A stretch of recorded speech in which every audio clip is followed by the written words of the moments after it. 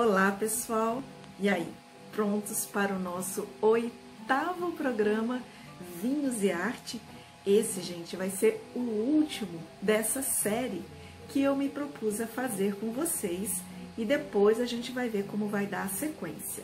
Meu nome é Ana Rita, eu sou artista plástica, professora de artes visuais, uma pessoa entusiasmada pelo mundo dos vinhos, que gosta de aprender, de estudar, de degustar. Mas como eu costumo falar, eu sou adepta da ideia do vinho saudável. Então, eu tomo uma taça de vinho por dia. Então, uma garrafa aqui em casa, ela dura um tempo. Eu uso aqueles produtos, aqueles Vacuvan ou outros que, né, guardam a garrafa e aí a gente vai tomando, eu e meu marido. Então, dificilmente eu abro uma garrafa e tomo ela inteira. Mas, dependendo, obviamente, se é um evento, se é uma coisa diferente, a gente acaba tomando, dividindo uma garrafa. O que não representa muito para duas pessoas, mas eu sou adepta da ideia dos 100, 150, 125 ml de vinho por dia. Bom, mas para encerrar o nosso programa de hoje, eu vou fazer uma coisa diferente, por quê? Nosso tema vai ser sobre o modernismo no Brasil, porque a gente falou do modernismo quando ele nasce na França com os impressionistas e movimentos que foram importantes, que se seguiram ao impressionismo e os países vinculados a artistas importantes que também são grandes produtores de vinhos. Então nós falamos dessas uvas, dessas regiões e ficamos ali mais na França, na Itália, na Alemanha, na Espanha. Trouxe sempre uma uva branca, uma uva tinta, mas como eu queria falar um pouco do modernismo no Brasil, nada melhor do que trazer um vinho feito no Brasil.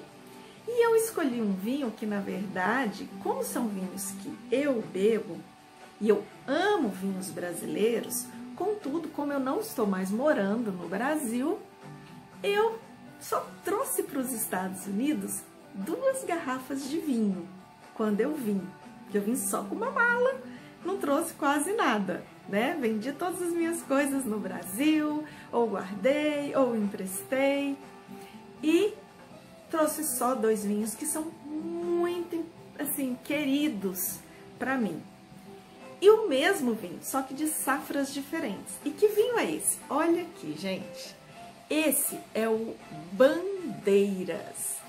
Esse vinho, ele é feito da uva Barbera, que é uma uva italiana. Então tem a ver com que seria o meu último, né? Eu ia fechar o ciclo dos 8 programas pegando 2 uvas, 2 rótulos de cada país, entre França, Espanha, Alemanha e Itália. Então eu trouxe a uva Barbera por ser uma uva italiana, porém produzida, plantada no Brasil. E a vinícola desse vinho, ela se chama Pirineus. E onde que ela se localiza? Na Serra dos Pirineus, em Goiás. Olha só, é um vinho da minha terra e é um vinho muito especial e raro, né, gente? Porque Goiás não é uma terra produtora de vinhos finos. O que é um vinho fino?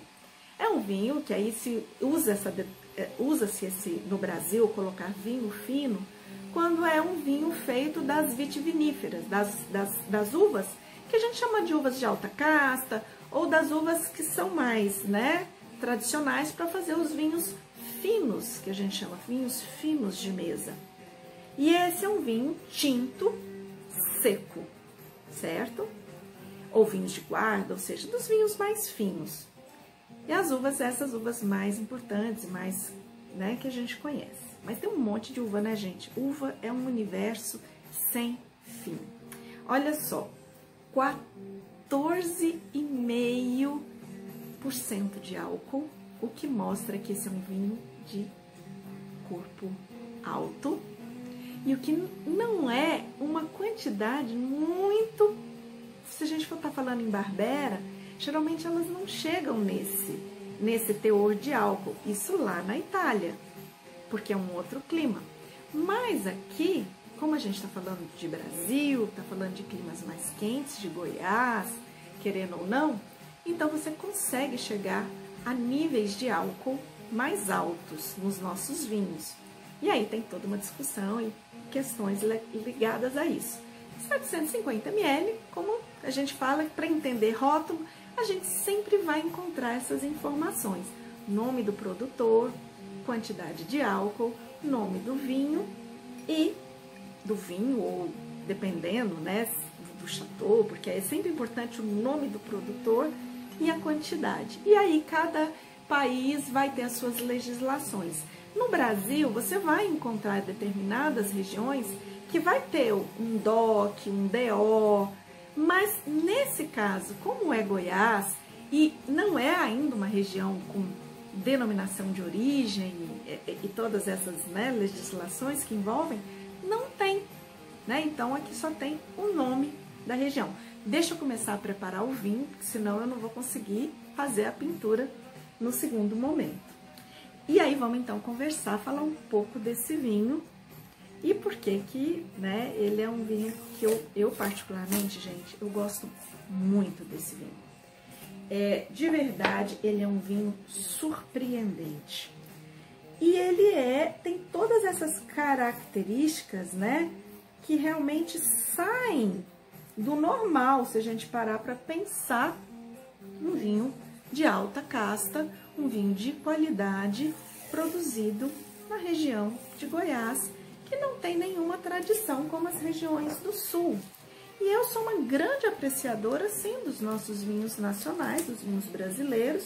Infelizmente, eu não acho esses vinhos aqui nos Estados Unidos, o que é uma pena, especialmente os nossos espumantes, que para mim não deixam a desejar para os grandes produtores de espumantes do mundo, que seja Champagne, que seja a região de Penedès, na Espanha, que produz as cavas.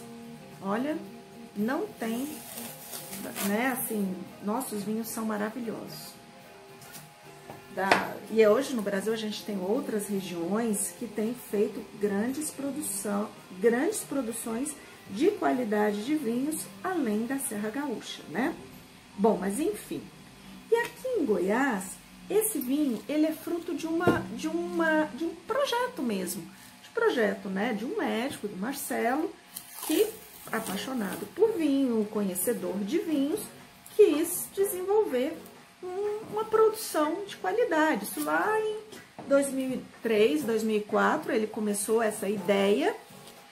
As terras escolhidas, elas ficam nessa região de Cocalzinho, que é do lado de Pirenópolis, que fica ali, né, na base da Serra dos Pirineus, ali na região da Serra dos Pirineus, em Goiás. Essas terras, né, elas eram das terras da família, da esposa dele, da Adriana, e eles começaram esse projeto, gente, um projeto de vida que mudou completamente a vida deles e de tudo, né, porque não é qualquer dia, qualquer hora que você começa a querer fazer vinho. Então exige muito empenho, muita demanda, muito estudo e um projeto mesmo de vida. Eu não vou conseguir nem chegar perto do que é falar disso no tempo do nosso programa, que ele é muito curto, de 15 minutos. Então, assim, o que vale a pena falar? Primeiro que esse vinho, ele vem da Barbera, que é uma uva italiana, lá da região do Piemonte, certo? Ele é 100% Barbera? Não. Ele vai ter um pouco de Tempranillo, se não me engano, um pouco de Sangiovese. Lá nessa região, né, nessas terras, eles plantaram também a Syrah, e eles têm um outro vinho de Syrah que é muito legal. Mas esse vinho tem 85% de Barbera. E no Brasil, a nossa legislação, ela fala que tendo acima de 75%, você já pode botar como varietal, né? Então, por isso que tá aqui Barbera. Então, ela vai ter, então, seus 85% mais ou menos de Barbera, tem uns 10% da Tempranillo e 5% da Sangiovese, basicamente. Só que eu acho que eles mudam a cada ano. E aí eu vou mostrar aqui depois para vocês a outra safra que eu tenho aqui. Bom, mas aí o que que acontece? Essa uva, ela vai surgir lá na Itália, nessa região. Há controvérsia se ela é mesmo do Piemonte ou não e tal. Se ela realmente é dessa região, mas oficialmente ela é entendida como de lá, porque existem registros de mais ou menos lá do 1200 já falando dessa uva, dessa né, qualidade de uva nessa região.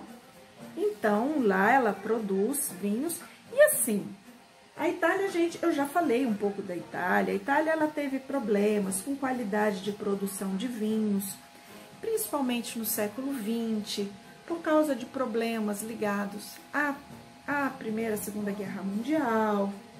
E aí, então, houve uma baixa muito grande de qualidade na produção.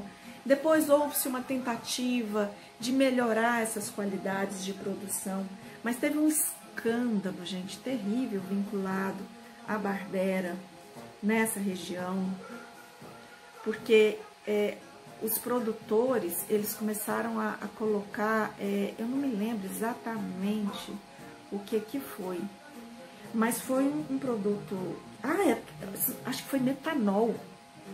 Gente, teve gente que morreu, sabe, nos vinhos, assim, um escândalo, né? Porque eles, para melhorar a quantidade do álcool, essas coisas que infelizmente acontecem. E isso, de certa forma, caiu mais ainda, né?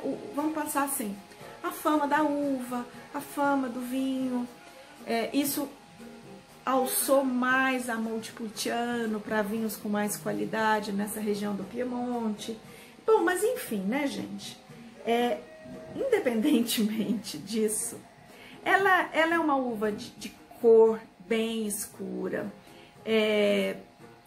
Ela tem uma coisa interessante, porque ela não é uma uva de altos taninos, é uma uva de taninos médios baixos, e ela consegue ter uma acidez alta. O que então eu considero que ela é uma uva muito boa, é uma uva gastronômica, sabe? Que você consegue harmonizar diferentes pratos. Você pode, pratos com mais, né, que ela vai aguentar na acidez, na gordura, então, mesmo, por exemplo, um molho de tomate, uma carne um pouco mais gorda, né, então ela vai responder bem, às vezes até um molho mais, com um pouco mais de gordura. E esse pessoal aqui conseguiu, gente, fazer um vinho, nossa, um vinho, sério, com uma qualidade muito bacana. Um vinho que, ao mesmo tempo que ele tem esse álcool alto, ele é elegante. Sim, ele é elegante, ele não é aquele vinho pesado, ele é um vinho que consegue uma leveza, principalmente quando você abre ele num decanter. Esse aqui é um 2012, então quando eu tomei ele agora, gente, que vinho que tava bom. Ele já era bom quando eu bebi, porque eu já fui algumas vezes lá na vinícola, beber lá, conhecer, fazer as harmonizações. Infelizmente, ela não tá agora, ela tá nesse período, eles estão com um processo um pouco de reformulação, de reestruturação, porque, gente, são problemas, né? E no Brasil não é uma coisa simples lidar com as questões dos vinhos, né? Olha aqui, vou preparar pra gente pintar. Então, mas olha, se um dia vocês tiverem bandeiras na mão, eu super recomendo. Olha aqui o meu outro, que é o da safra 2016, que eu ainda estou guardando para tomar. E depois eu falo até um pouquinho mais desse vinho, mas esse eu quero guardar porque ele é um vinho que merece ser guardado ou num decanter para ele abrir e ele trazer todas as qualidades que ele tem. Eu fico feliz de vocês estarem aqui e aguardo vocês na sequência do programa. Um beijo!